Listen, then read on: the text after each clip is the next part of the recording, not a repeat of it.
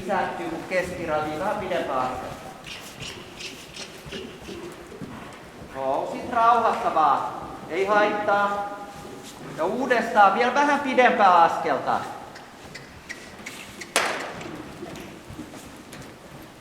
Vielä toinen pitkä sivu, Janna varoo.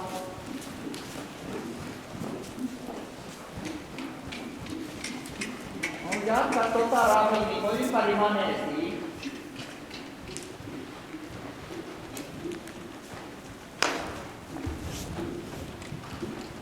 Kato, että sulla tuntuma säilyy sinne eteen, että sä et heitä sitä ohjaa pois, vaan tuntumaa vasten ratsastat sitä vähän isompaa ravia.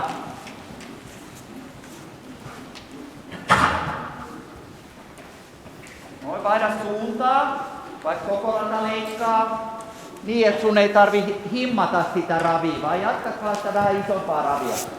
Sun käden asento, peukalot.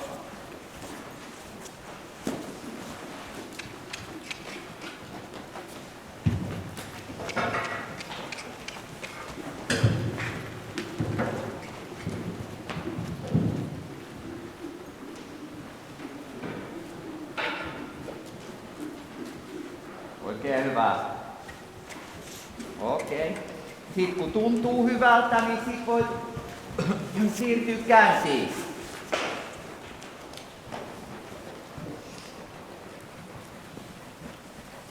Tuleeko Anita Lannaa? Joo. Me ollaan tulossa nimittäin